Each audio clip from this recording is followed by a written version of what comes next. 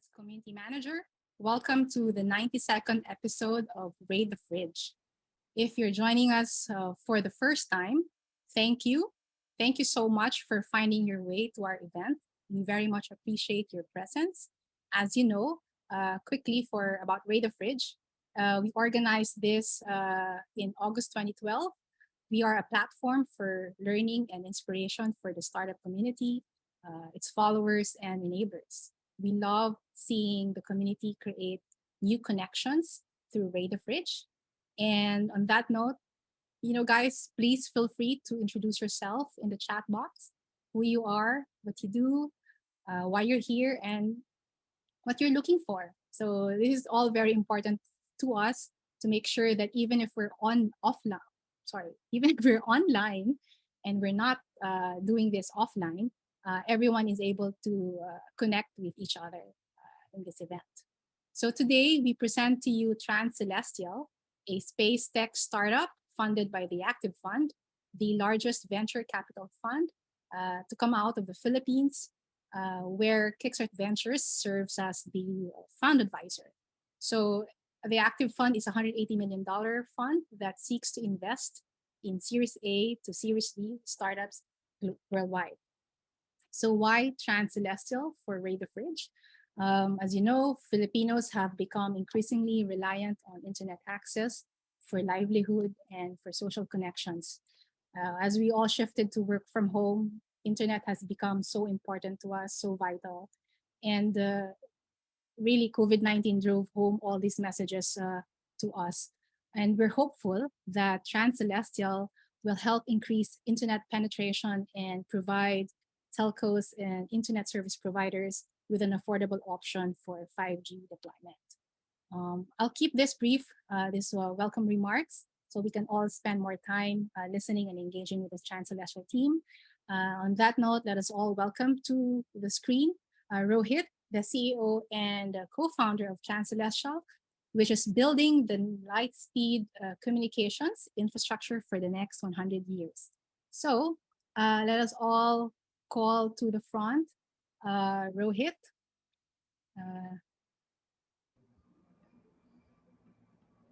Hi everyone. Hey Rohit, welcome. Doing? Hi, and thanks everyone. Thank you for that great intro, Pia, and it's so good to be here. And hopefully everyone here will be taking you guys through three things. So number one, I will spend some time and talk about a little bit more in detail than what was available on news releases and stuff about the company and the technology and the product and what we are trying to do. The second thing, I'll hand off to our head of sales for APAC and EMEA.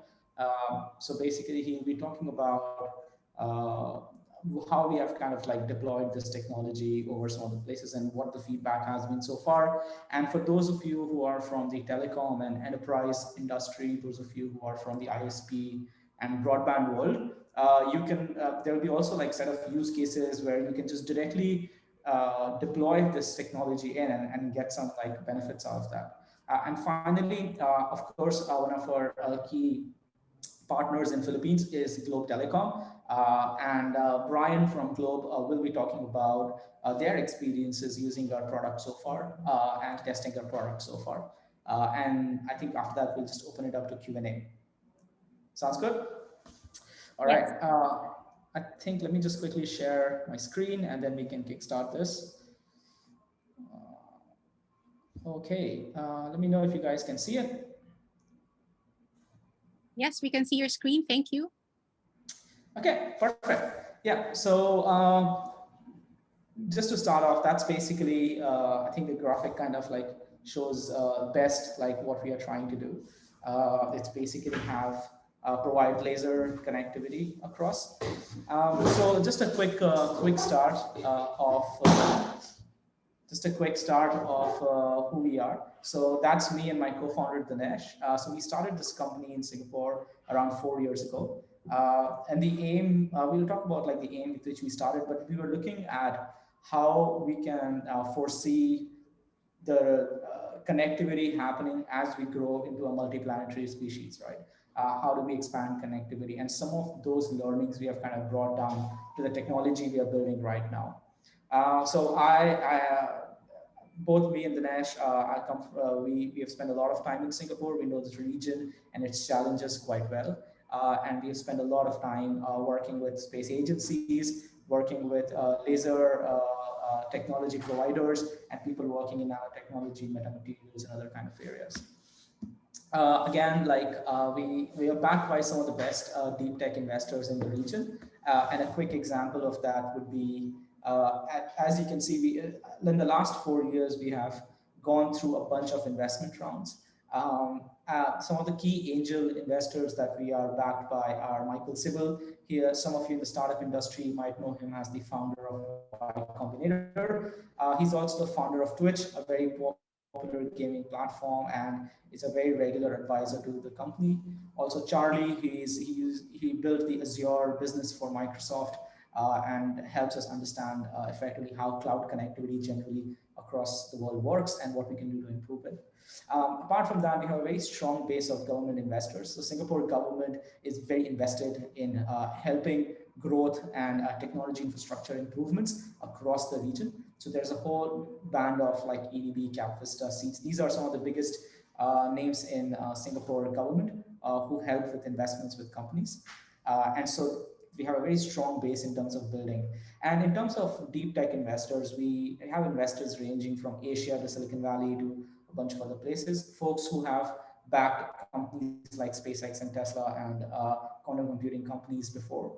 A quick highlight that I would like to give is Airbus Ventures, who have built laser communication technology in space before, and kind of bring their space expertise to what we're doing. But also, of course, I want to highlight Kickstart, who is the most recent addition to our list of names of investors. And I think I've mentioned this in the press release as well, and I strongly believe that. I think the team at Kickstart, Minette and Dan and everyone else, they are very, very positive about the growth of internet and what it can do to Philippines, and that ties in completely with what we want to do as well. Enough of that. I want to take you guys quickly into the journey of what exactly are the issues right now, right? Like, what are we talking about? So when you take a step back, and it's kind of easy when you are sitting in a home or office with some good internet connection to forget that actually more than half the world is still unconnected. And when we talk about unconnected world, we talk about people who don't even have basic 2G level of connectivities, right? They can't access a website, they can't even make calls, right? And so just imagine, like, if we could get that part of the population online, how would that change things like economics and education and e-commerce and just general well-being of the world? So when we as a team started looking into the issues, we realized that there's three reasons why internet is quite bad in a lot of places, right? And again, if you look at Philippines, like in general, I think if you go on, like even in the last couple of weeks and months and stuff, we have seen some high-level celebrities and stuff also come out and talk about how things could be improved in Philippines as well, right? What a lot of you won't know and understand is the fact that how you get your internet. And here, maybe I can take a few minutes to explain that. Number one is internet is basically just a bundle of undersea cables around the world. And what you are seeing here on this slide is the internet. This is how you get 99.9% of all your data. It doesn't come through satellites, it doesn't come through major wireless kind of networks, but it comes through these big cables. These are billion-dollar cables which sit at the bottom of the ocean and connect major continents. These are very, very expensive, and in the last couple of years, it's been very challenging to deploy new cables. That means people who already have these cables will have internet, versus those countries that don't have it are struggling quite a lot to get high-speed internet to their people. So this is challenge number one. Challenge number two is once these cables come up to a country, on the left-hand side, you will see something like Indonesia, and very similarly, you have an archipelago of islands of Philippines as well. And on the right-hand side, you will see a big mass like US. Both of them have the same challenge. Once you have these big undersea cable, how do you then spread that to cities and towns and villages and bring that high-speed internet down to population centers, right? And the third one is obviously what we are more familiar with in a day-to-day term, and what your telcos and your ISPs usually help with, and that's the last mile connectivity, or more general urban connectivity, right? So where most of the developed world looks like the photo on the left, but if you talk about more and more modern cities, they really look like the picture on the right, where access to ground to dig and deploy fiber and connect buildings and homes and offices is becoming increasingly difficult. So that's the big last mile connectivity challenge. And we are trying to solve all three, right? If it were, we are trying to figure out a way to solve all three. What's also happened is that, I mean, all of us have seen this because of COVID. Every single country in the world has seen a jump of nearly 25 to 40% or even more in requirements for high speed internet, right? We have seen, so for the ISPs and the telcos out there in the audience, there's three major trends we are seeing across the board globally. Number one, we are seeing more and more folks moving over from their existing copper or low capacity networks to fiber optics or higher capacity networks, right? Just because people need higher speeds, they need lower latency for gaming, and the benefits that come with both of them. The second one is more workplace as a service, right? So enterprise, and it also ties in with the third point, which is on-premise to cloud. So more and more enterprises, they are who had systems sitting in their offices, whether it's accounting or billing or enterprise applications, they want to connect it to the cloud because their employees are now sitting at homes and cafes and stuff and working on continuing on the business. So they need very, very fast connectivity back to the cloud, which then plugs back into general internet. So that's where we have seen the need for very rapid, low cost, high bandwidth solutions, which can actually help you to get set up and move to these kind of offerings quicker. Yeah, so we basically talk about speed of fiber and ease of wireless. That's the technology we are building. So introducing Centauri. So that's our very first product. It's the size of a shoebox, and you will later see that in some of the pictures that we have deployed. These basically can be used for connecting buildings or cell towers or anywhere you want to put a fiber.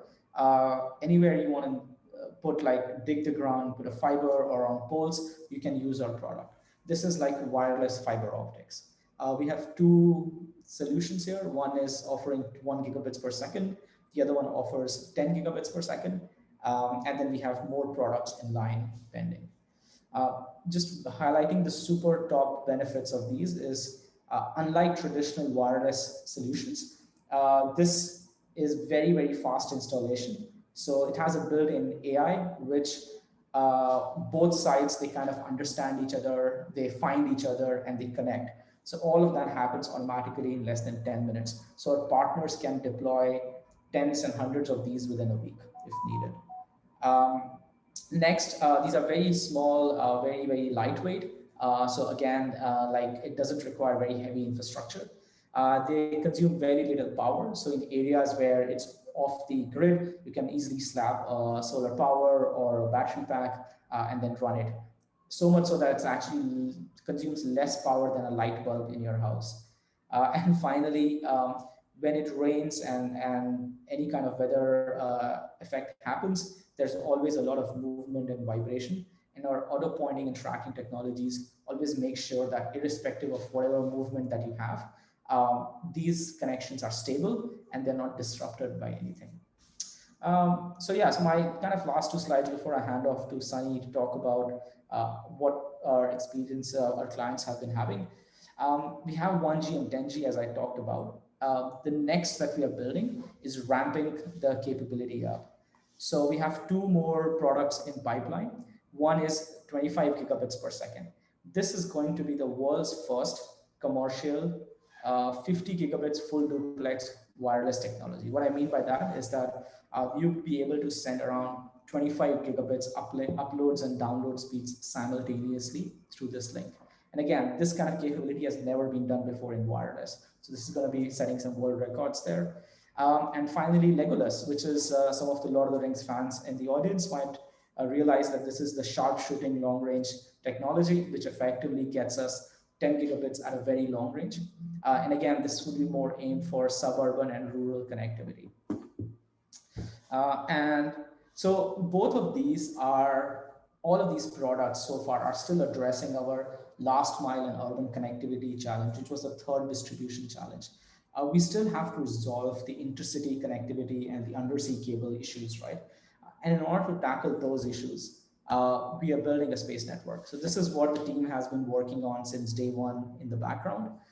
We have been building the R&D capability needed to get us to space, to put a bunch of satellites in space, and to have effectively an end-to-end capability.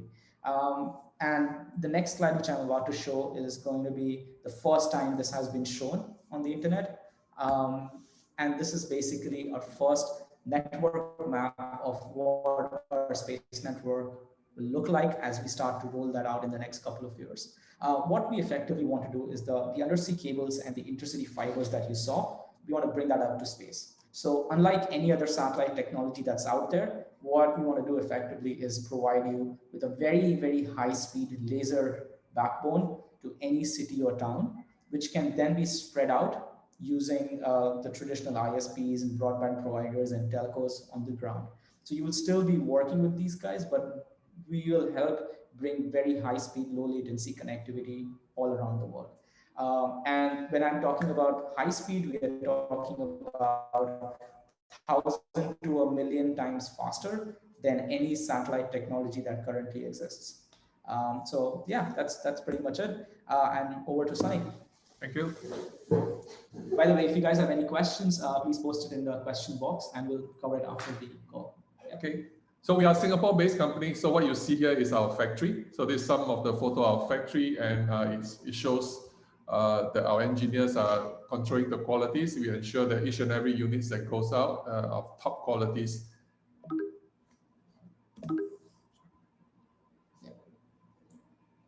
This is our app. We have an app that allows you to align the equipment easily. Looking at the bottom left-hand corner, you can see a circle and a dot. So the way we do it is you don't look into it, you don't use your eyes to go the other side, but you just adjust roughly and then look at your apps and you see the circle and the dot is aligned. One is fully aligned.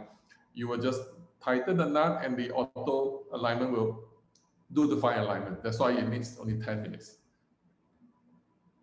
Our equipment is also SNMP compliant. We are compliant with all the famous OSS like SolarWind, OpenNMS, and so on. So as long as your OSS can take our SNMP, we can just pass our SNMP MIPS and traps over. You can monitor our equipment using your existing OSS.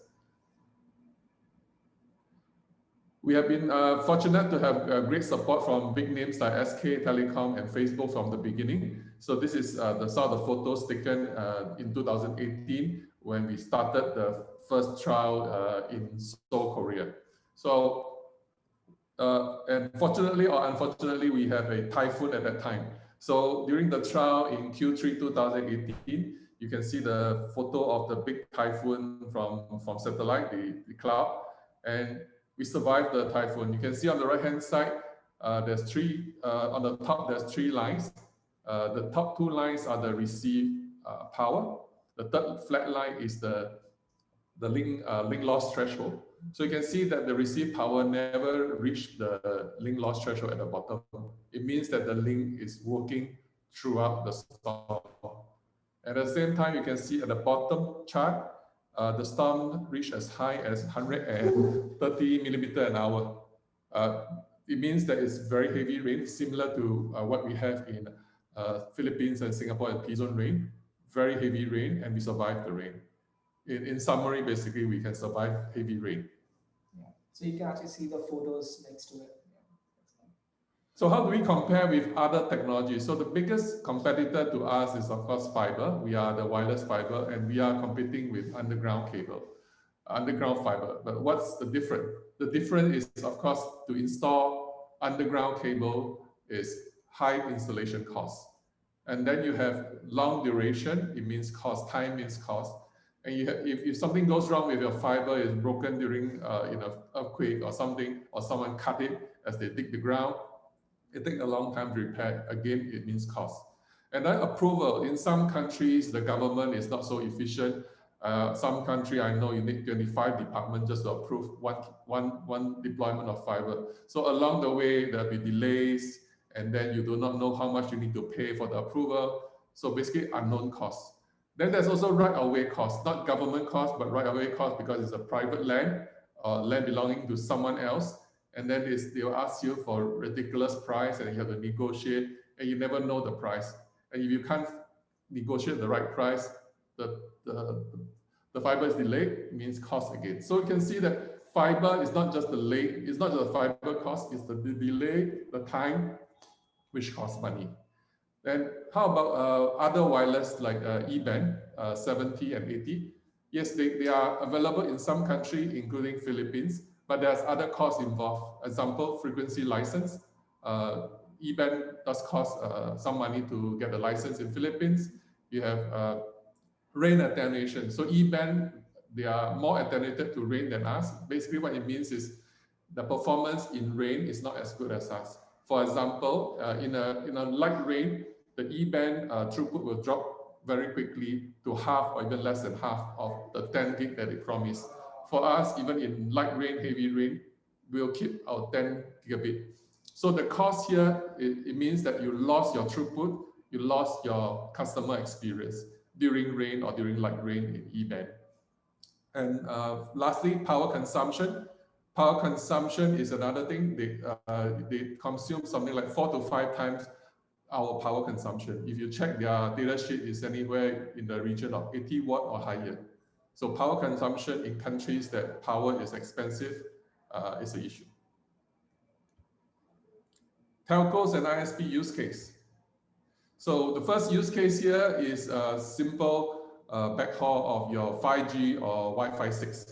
So you can see on the top, traditionally, you can lay fiber to the buildings and connect all the 5G or the Wi-Fi from the building.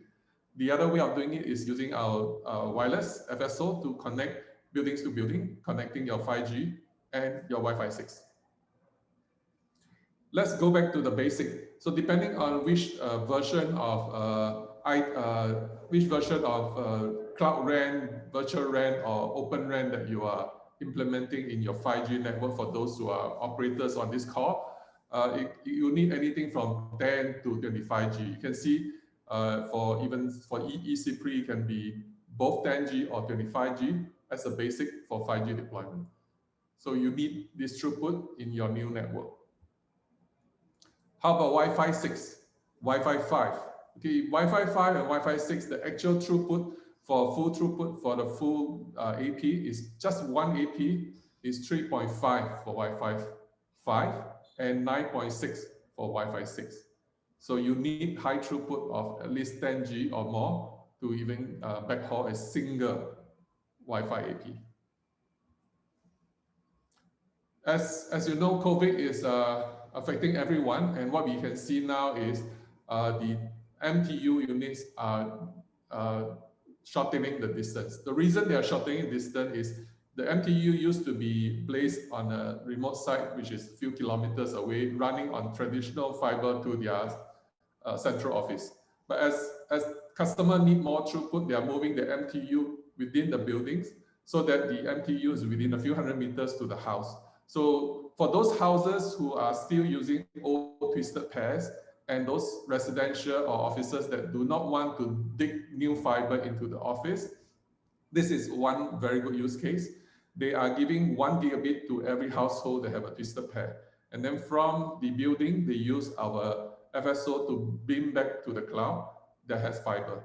So in this way, they can deploy broadband internet to residential or enterprise very quickly with no new fiber into every house or enterprise.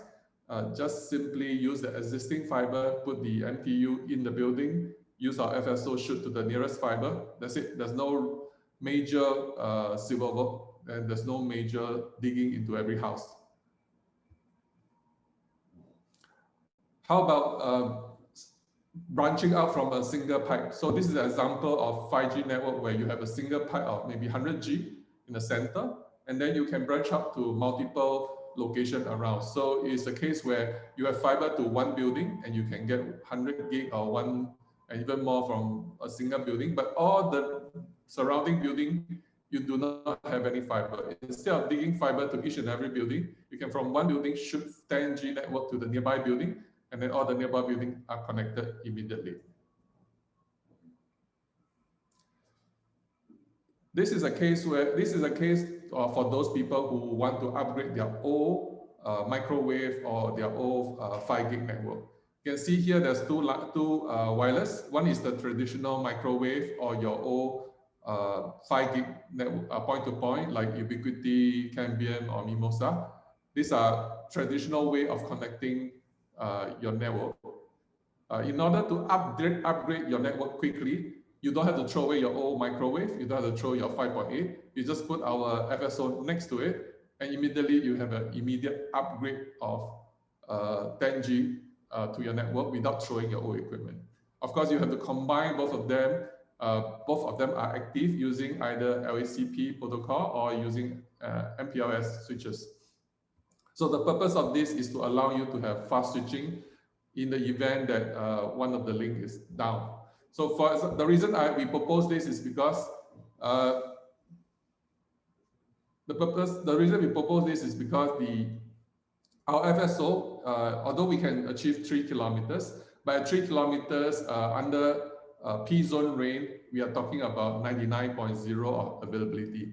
In order to achieve 99.999 availability, where some of the telco require, we have to shorten the distance to 1 kilometer or less if we are just deploying FSO by itself.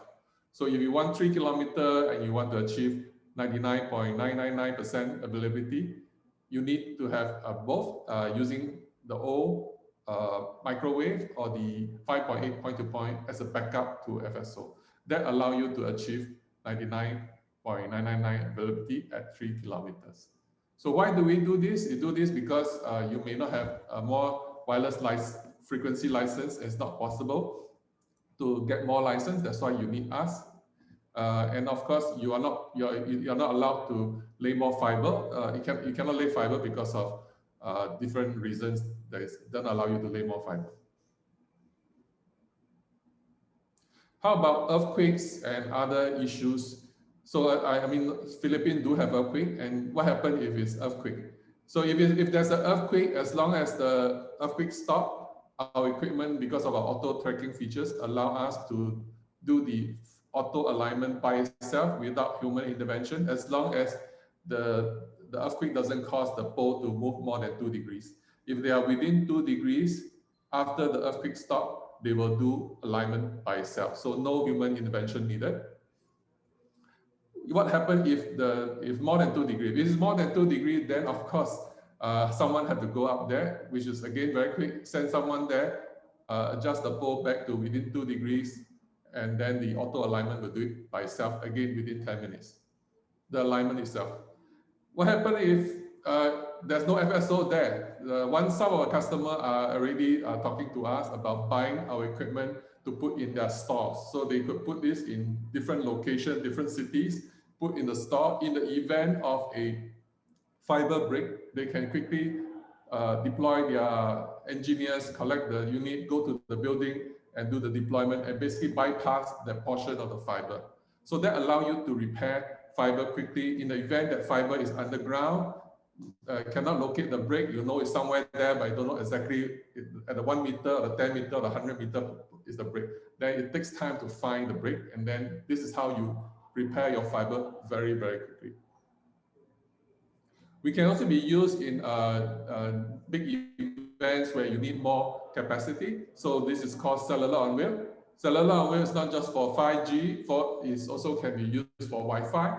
So it can be Wi-Fi and 5G cellular on wheel in location where you have big events and many people. So this will happen maybe after COVID. Now you can't do it. There's no big event now. Everybody has to be small. Okay. After COVID, we can use this. So some deployment photos to show you. On the left-hand side, you can see the comparison between a traditional E-band microwave and us. You can see that physically we are smaller.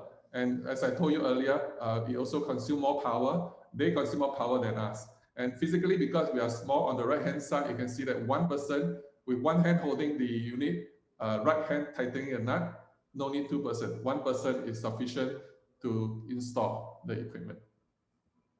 More installation picture and some people having lunch. We have also deployment in unique cases like ports or the distribution center, any place that is running 24 by 7. There's no way to shut down a road, shut down a part of the location. They cannot dig fiber because of that. Because they cannot dig fiber, they have to use wireless. So they are using us in the port, in DC center, in places where it's impossible to stop work because it's 24 by 7. More photos of our equipment on the rooftop and also in the lab. And finally, this another picture on the bottom, the left-hand top corner is the center guy. The third person on the right is Brian from Globe Telecom, and he will be our next speaker now. Brian? Hello, thank you, Sunny. So, good afternoon, everyone. Thank you very much, Kickstart Venture team, for this opportunity to showcase what Globe and Transcelestial team have been working in these past few years. No? So, I'm Brian Suano from Globe Technology Strategy team. So, with the guidance from Sir Manny Estrada, Sir Hard Tan, and Ma'am Angeline Chang, and the help from Size Transport team, led by Ma'am Yan Yan de Guzman, and Transport Engineering team, led by Chelsea De Leon. So, we're currently leading the proof of concept of the Centauri and already completed 3 phases of the POC. So, out of 4 phases. So, we're down to the last phase of the testing, which is the pilot test, and we're just running some testing to and target to finish the actual pilot by March. So next slide, please. So why Globe decided to test free space optics? So first, the major pain point that is currently being experienced by Globe is the deployment of fiber. No? For free space optics, it can be used as a replacement for fiber or an interim backhaul solution until fiber becomes available. Second action or point is it is easy to deploy. So just put power in it, put some LAN cable or fiber cable, and integrate it on the network. It automatically sends information since it's operate on the physical layer. So basically, it's just a plug and play equipment. And lastly, so it operates on the infrared band as compared to our existing microwave or millimeter wave solutions, which operates in the radio frequency band. So the good thing about it is we do not need to pay for a yearly spectrum usage fee, unlike microwave or millimeter wave radio. So moving forward, here are some of the deployment use cases that Globe is looking into. First one is the last mile connectivity for macro cell and small cell. Second is backhaul for SWAT sites for exclusive villages or gated subdivisions that does not allow any installation of RF related equipment due to health hazard. Third is a building to building IBS backhaul. Next is enterprise backhaul, rapid backhaul for deployment for temporary sites, events such as concert and disaster recovery. And lastly, it can also be used for backhaul for remote site in rural areas. So here is the whole view of the network deployment use cases that we are looking into. Moving forward, on the proof of concept proper, so we created 4 phases of testing to ensure that the free space optics can pass the minimum requirement of Globe. So the first phase is the field trial test that was tested in Mindoro. Second one is the phase 1B. So it is a link stability test and distance testing that was performed in Singapore. So the aim of the phase 1B is to stress test the free space optics. Third one is the phase 2A, the interoperability of FSO in Globe Valero testbed with our existing equipment. Lastly is the phase 2A, which is the ongoing pilot test that is currently installed in SM Mall of Asia. Next. So for the phase 1A, during the phase 1A in testing in Mindoro, the team experienced the wrath of the super typhoon Tisoy. No? So fortunately, the FSO link survived the strong winds of the super typhoon. So the team performed RFC 2544, throughput, latency, jitter test, as well as the QoS testing on the free space optic link. So in this phase, we also tested the out-of-band monitoring of the FSO with the use of an LTE dongle directly connected to the Centauri One, so that Transcelestial can remotely access their FSO on their cloud monitoring dashboard. For the phase 1B, so as I've said earlier, it aims to stress test the FSO link. So the aerial distance of this setup is about 1.55 kilometer. So it is set up in Singapore, which is also in the same region, rain region with the Philippines, which is the rain region P. It's installed in People's Park Center and Tanjong Pagar Complex. So during this testing, we perform short link blockage and long link blockage to prove that the free space optics that does not immediately goes down unless the whole bandwidth of or beam width of the free space optics is blocked. So also during the 2 weeks monitoring or testing, we check its behavior during the rainy season. And during those 2 weeks, we encountered two events of power outages. So as you can see on the monitoring graph, after the power has been restored, the free space optic link automatically goes back up without any human intervention. Then for the phase 2A, so this phase focuses on the interoperability of the free space optics Centauri One with our Huawei equipment, ATN 950C router, and BBU 3910A4. So the team performed all the test cases required for the interoperability testing, as well as the in-band monitoring capability of Transcelestial.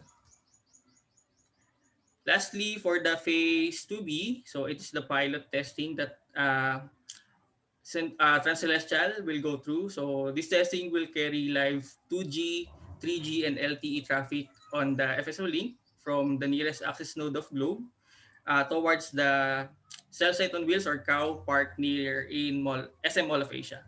So as of this moment, we're still running some testing to ensure that the FSO link is stable before we migrate the live traffic on the FSO.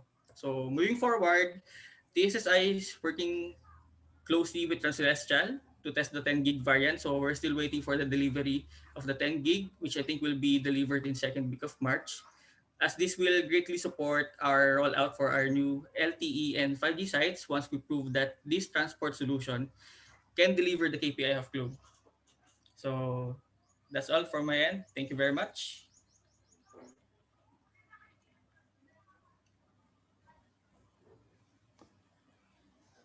Thank you. Thank you so much, Rohit, Sunny, and Brian for the presentation. I know the last few slides is great for nerds like me, understanding exactly how the technology will work. Thank you for sharing the use cases. It's also useful for the audience.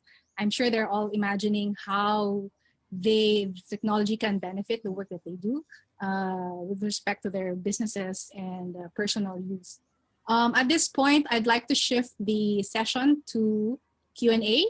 Just a bit of a time check. It's 2:38, which leaves us close to an hour for Q&A. Please, for the audience, if you have any questions, park it in the Q&A chat box. As much as possible, please avoid the chat conversation box because we might miss it.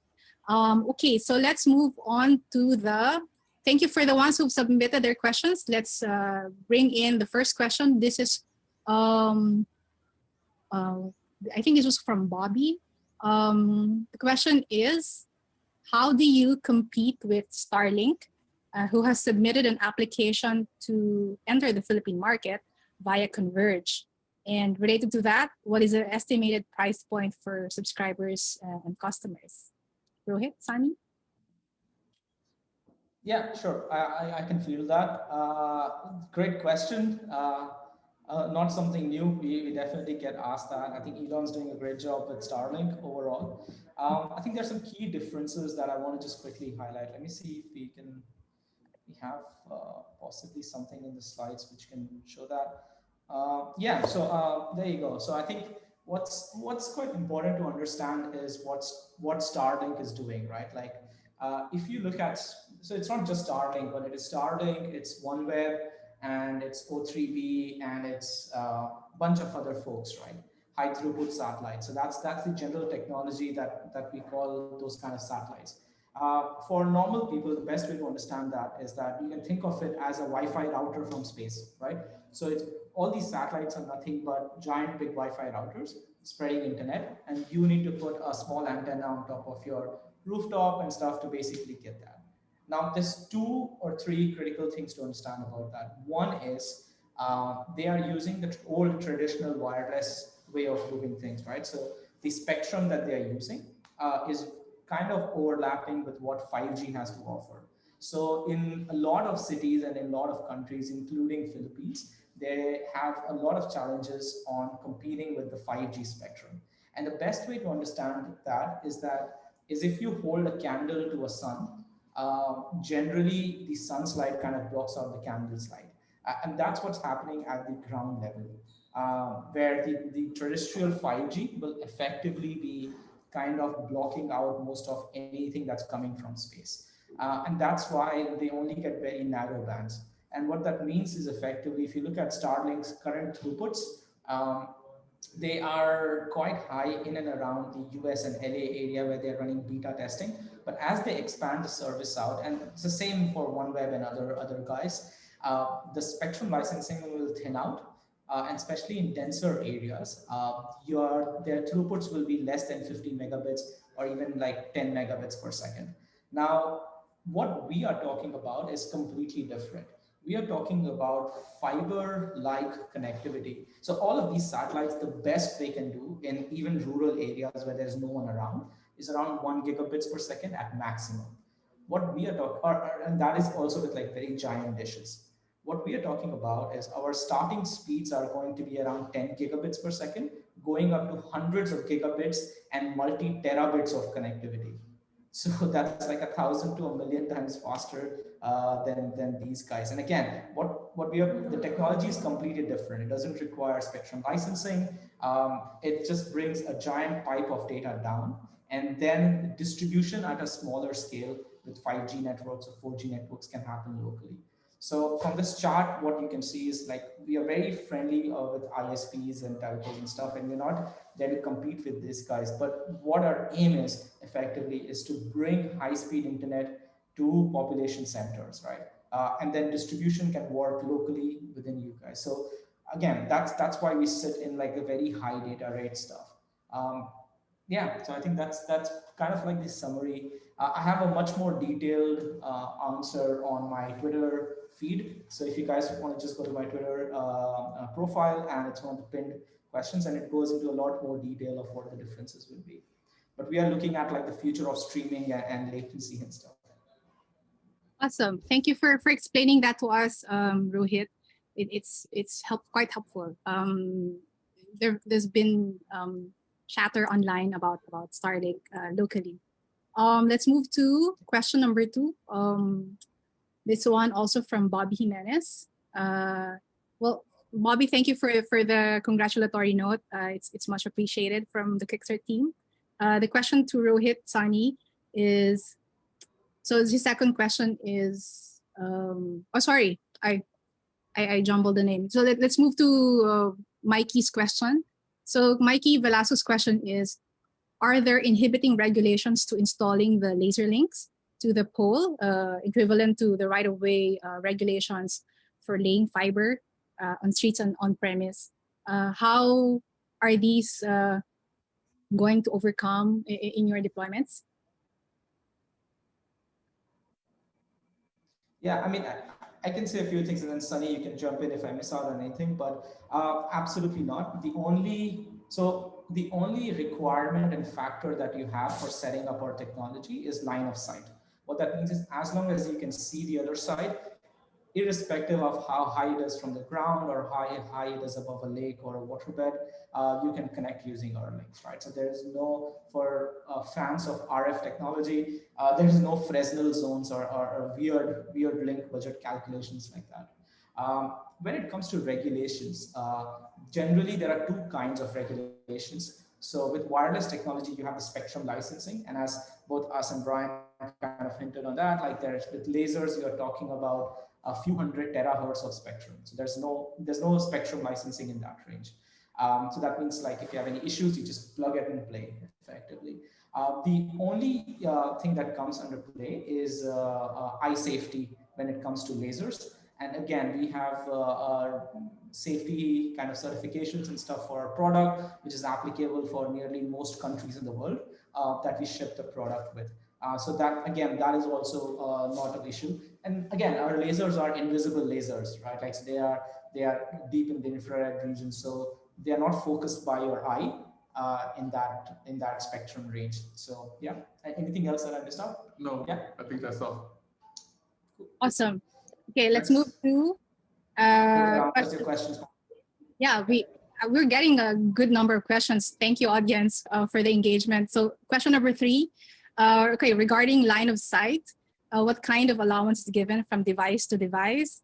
Is it TM accurate? How do you realign if it gets knocked off by wind? Yeah, so when you talk about line of sight, it's so our lasers are very thin. You can think of them like a pencil beam, right? To go a little bit more technical, they are around 10 to the power minus 2 degrees of beam width, and with that kind of narrowness, let's say if there's a car or a truck on the street, that's enough vibrations to move the link out of budget. So competing that is our state-of-the-art patented tracking technology. So it actually corrects for any kind of deviations up to 100 times or more a second.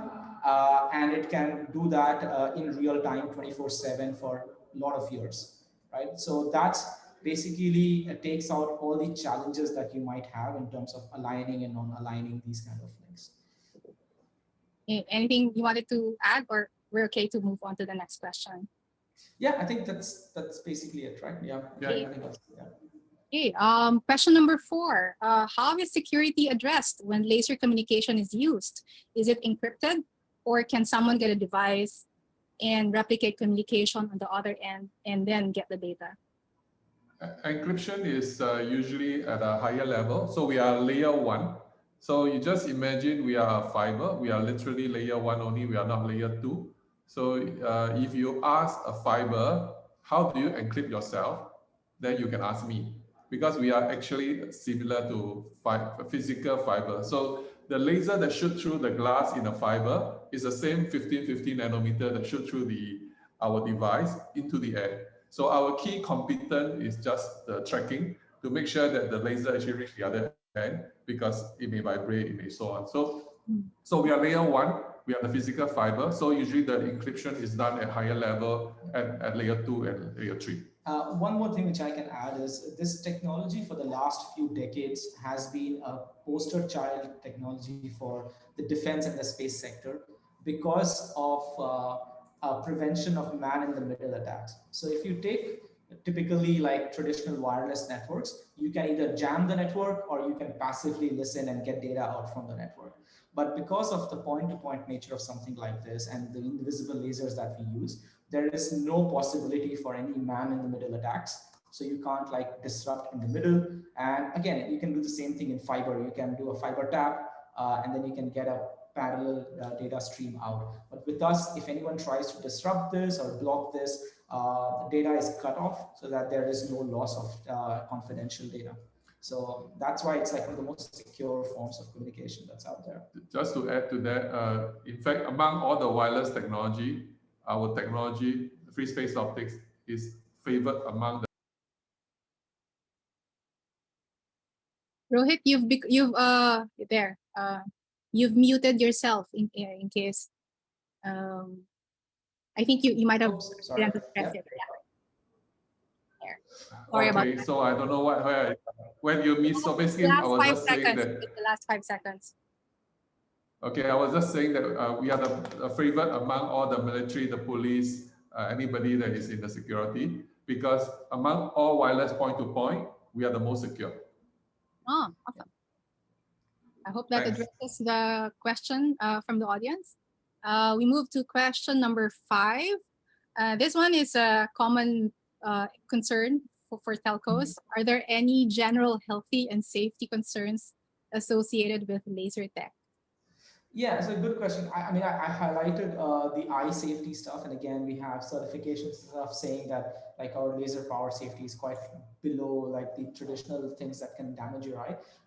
One actually good comparison that my co-founder Dinesh likes to say is that if you stand in front of our lasers versus standing in the sun, you'll get way more burned and damaged by the sun Yes. than by our lasers.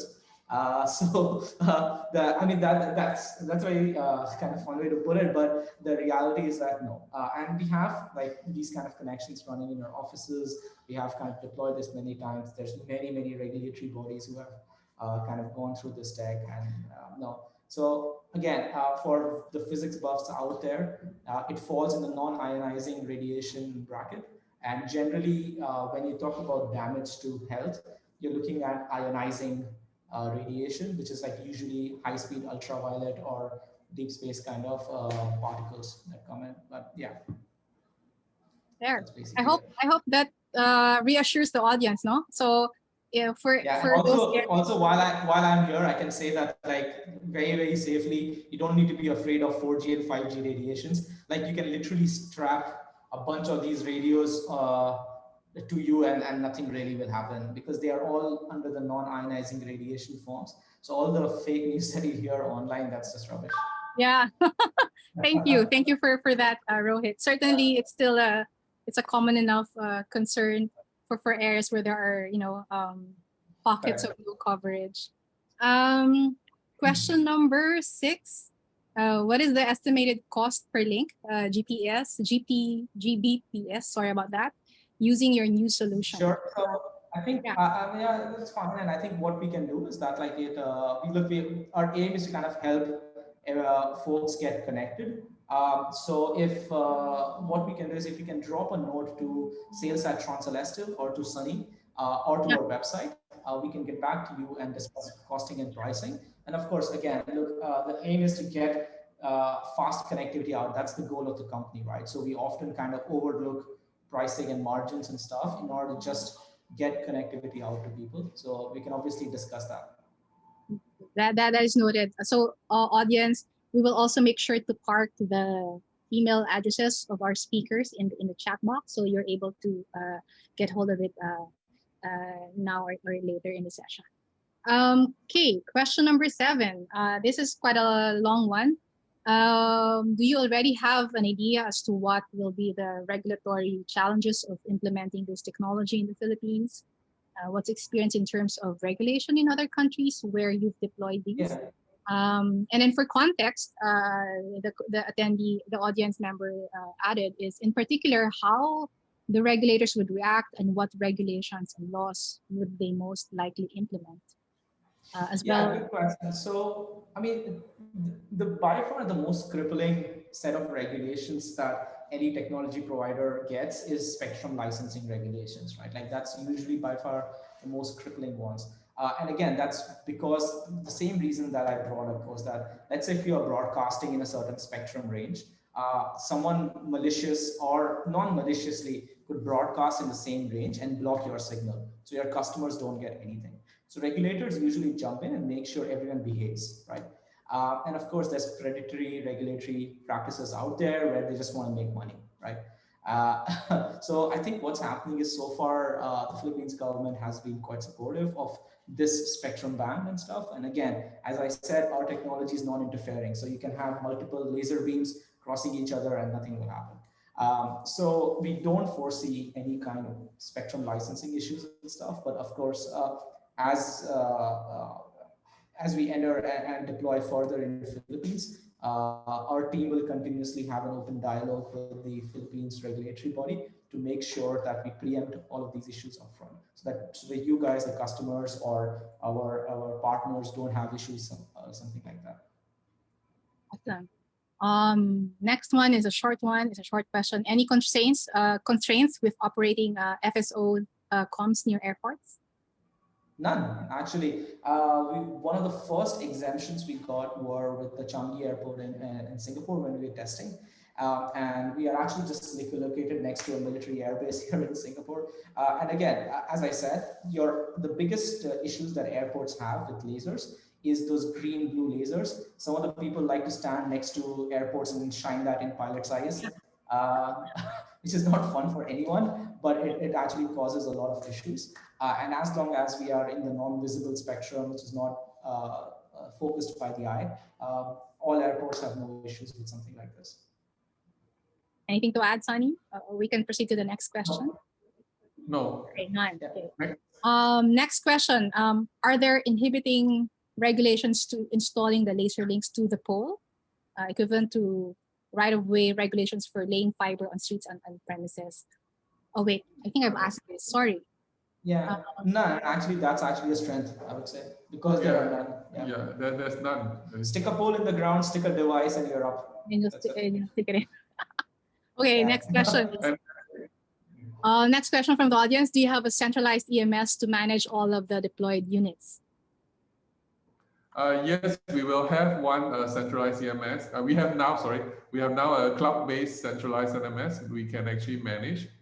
We are developing a localized NMS, basically on-premise NMS, but we do have one right now in the cloud.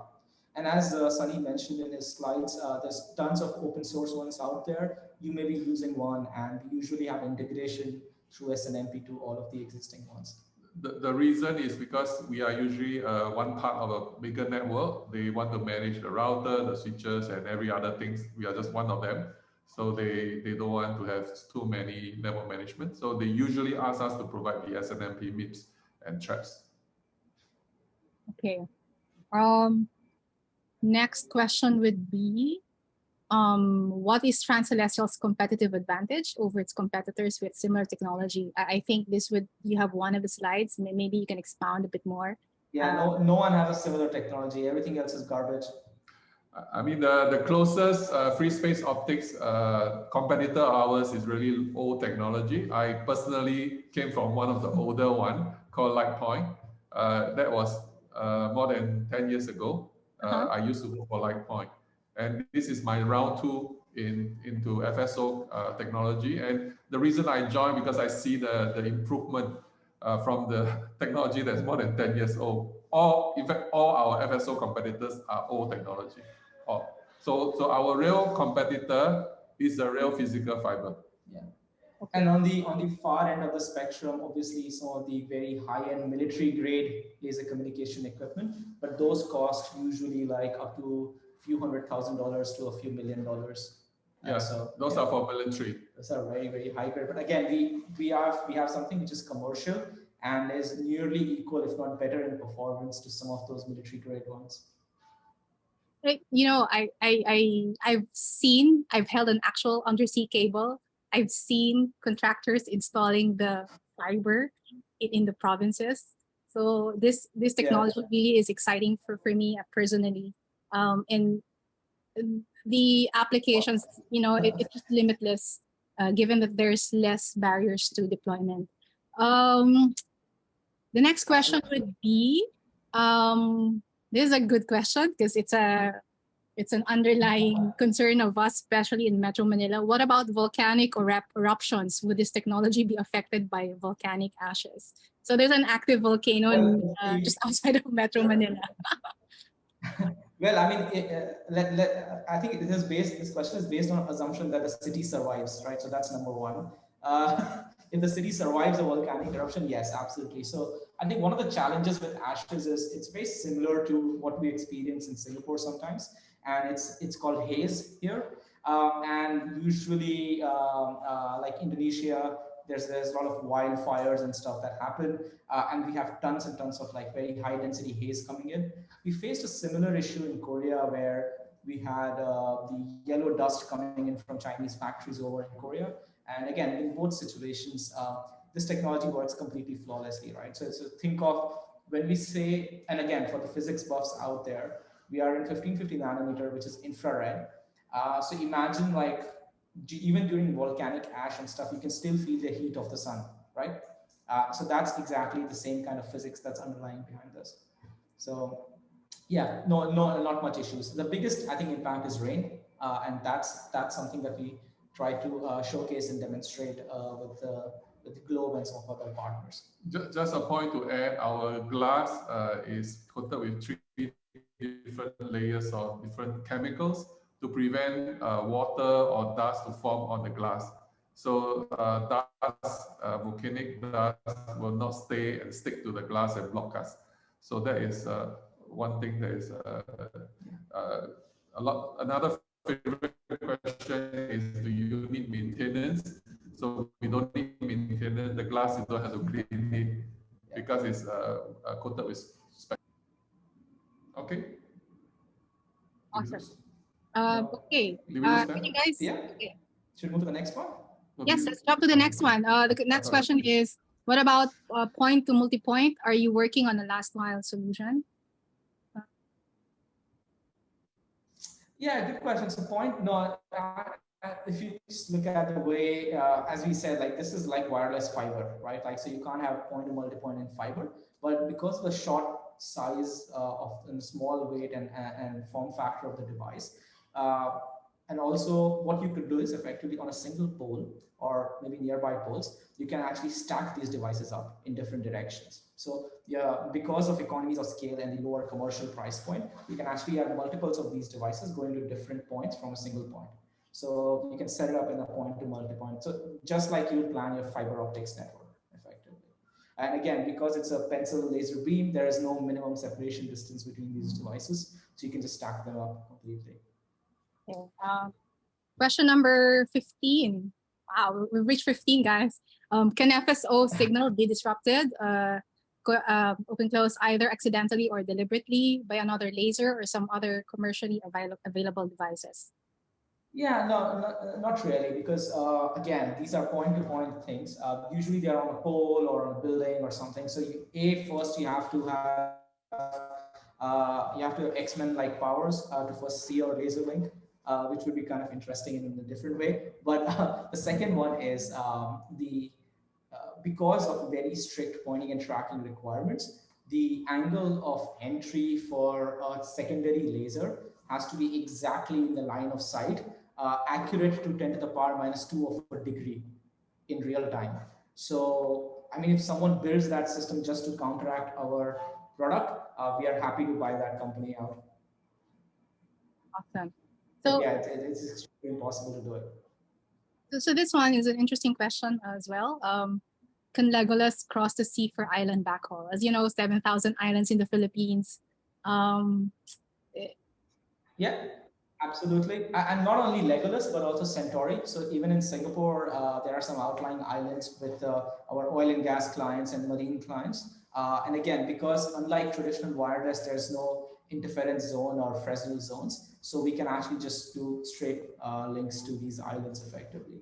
So islands which are close by, we can already do it with Centauri. Islands which are further out, absolutely. But again, I would say islands which are like maybe 10, 20 kilometers out, it's going to be significantly easier for us to use our satellite network to do it because it's much tougher to go 20 kilometers through atmosphere horizontally versus going vertically up. After 2 or 3 kilometers, the atmosphere thins out and space starts very quickly. And so you can actually just send it up, send it down, and you will just lose maybe 2 or 3 milliseconds at maximum. Okay, so this question is for me. The question for me is, I'm interested, and for the benefit of the audience, how did you get started with Transcelestial, Rohit? What kickstarted or germinated? Because I've read about your background, and just share with us the Transcelestial story. Like why space? Why lasers? Where is this passion coming from? I guess good question. So, go ahead. Sure. Can you hear me? Yes. Okay. Yeah. So I think very briefly, we started looking. We basically thought about this technology from first principles. Although, if you, as Sunny said, it's been tried before and it's been actually there since the 1960s. So. Yeah.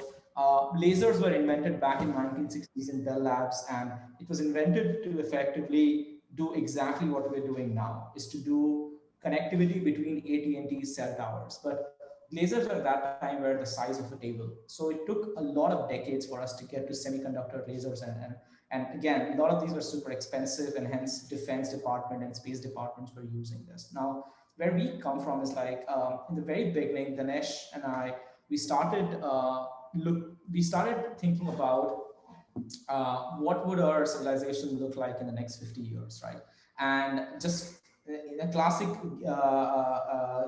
geeky fashion, we tried to imagine that, and we saw that like a planet which is a civilization which is multiplanetary makes most sense. And again, a lot of people around the world have dreamt always for us to have more heavy industries and light industries into deeper space, to have like more going out and get like minerals and resources from our solar system, and have a more expanded kind of presence. And again, the launch guys are kind of working on that, but we saw a big gap in actually how communications and energy, these are two areas where people are not really working on too much. So we started working with this organization called Breakthrough Initiative. It started by Mark Zuckerberg, Yuri Milner, who was one of the Russian billionaires, and late Stephen Hawking, who was one of the celebrated physicists. And Tanesh and I started developing a concept for them, which was to have a communication network which works on galactic scales. So you could effectively have solar system to solar system kind of communication. And as we started developing that concept, it became very clear that the best thing that you could use was light and lasers. And because if you look up, you see starlight all over the place. So what if you could use starlight, or in general light, to transmit high-speed data across star systems and across planets and stuff? So that clearly seems to us as the future of how we can do high bandwidth comms at long distances. But again, of course, like dream meets reality, we had to look at how do we implement that and build that and use that for benefits now. And that's where the whole global internet distribution challenges is coming to the picture, right?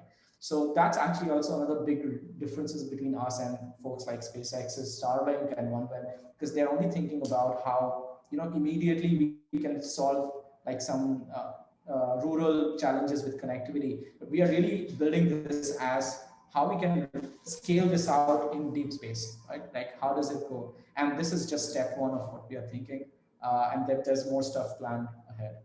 I don't know whether that answers your question, Priya. Yeah. I mean, it's interesting because as we meet these kinds of solutions, this deep technology, it's always fascinating to hear about the origins of it. So in your slides earlier, so you mentioned about distribution challenge, and one of the a key area where you're still trying to solve is intercity last mile connectivity. Can you share with us more about what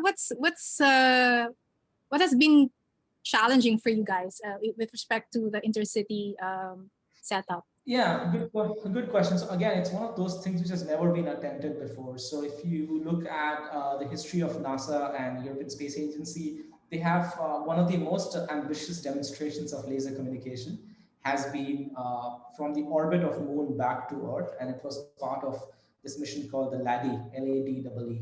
And again, they were able to demonstrate nearly 1 gigabit per second from Moon back to Earth using lasers. And that whole program took them nearly around 1.5 to $2 billion to roll out. So just make like two pieces of equipment which can make that connection. So what's been challenging is that it's very easy to make one thing, right? It's very easy to make one electric car. It's very easy to make one laser link. But the reality is that if you want to bring it to the masses, you have to build a manufacturing, you have to figure out a way to build and manufacture these precision technologies at scale, where you can provide them at a price point that normal consumers can get. And that is not an easy task. That is not an easy task. Sorry about that. And that's not an easy task for us to pull off, right? How do we actually build that is, instead of looking at what has been done before, we have to go back to the drawing board, think first principles, and rebuild the entire stack from ground up in order to make it scalable and reliable. And that's been the challenges on the ground. It's something we have worked in the last 2-3 years, and we have gotten Centauri to that point. The next challenges for us is to also rebuild that stack for the space ecosystem and demonstrate that. And as you saw, we are putting like 700 to 1,000 satellites, and it's going to be a lot more than that in the future as we scale to deeper space. So I would say manufacturing at large scale at commercial price points is for something like this is going to be the biggest challenges because no one has done that before. Okay, so because this is a community event and it's great to hear some of the issues that you encounter. When you say rebuilding the stack, I assume it's largely internal to you guys. Am I correct? It's like the dependencies are really on your side. With respect to the audience, to the community. Entirely internal. Yeah. But given that, is there anything that you can share to the community, like a call to action or an ad, how can they help? How can you help how can you help prepare the ecosystem for this technology while you guys are figuring out the stack, so to speak? Yeah, good question. So I think number one is that first of all, we are in hiring mode. So if you guys, if what we're trying to do and the mission and the goal resonates with you, whether you want to join us as part of the team, whether there's a skill set that you want to bring, whether you want to be a partner in Philippines and wider, whether you want to just bring this technology to people, right, and educate them and deploy this in your networks and stuff, reach out to us because the reality is that we need for any technology, whether it's us, whether it's even nuclear fusion, right? Down the line, you need, you have the first set of people who are really excited about this tech, and they bring it down to, that help us bring it down to the price point where everyone else can start to adopt this, right?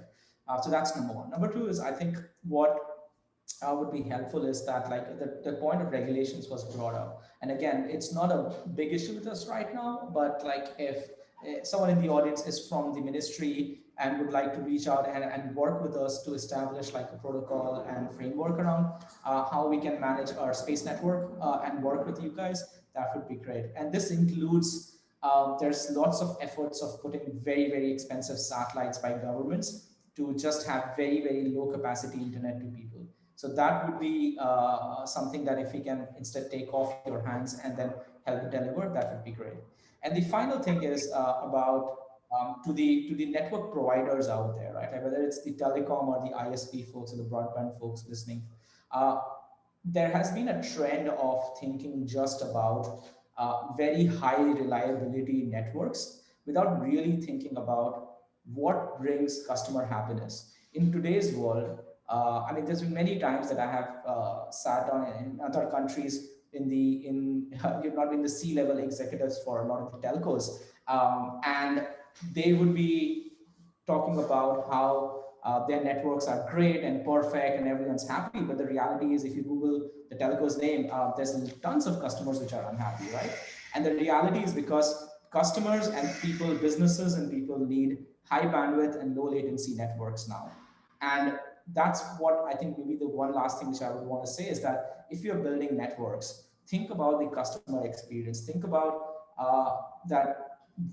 Would they be more happier in having a 6.9 or 7.9 reliable service entire throughout the year? Or would they be happier streaming their favorite YouTube and Netflix connections throughout the year and watching those shows, right? So again, I think we need to start thinking about what really matters most, and we are here to help in that sense. Yeah. So, I think what is great for the audience to hear from our panelists today is that first is, they've entered the Philippine market as announced through a series of press releases, and they're hiring. So if you have any questions, they're looking for partners. We've parked can you share again verbally, Rohit and Sunny, the email addresses that they can reach you, how they can reach you? Yeah, absolutely. Let me just quickly flash that up again on the screen. Yeah. And boom, here you go.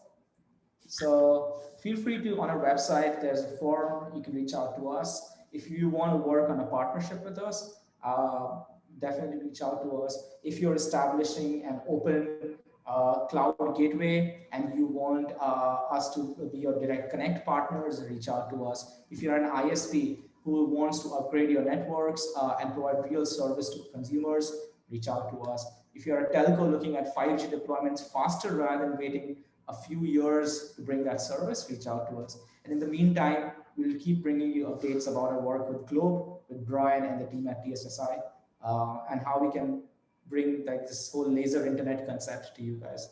Yeah, it's certainly, it'll take a lot of educating and sharing the community here in the Philippines about this technology, and basically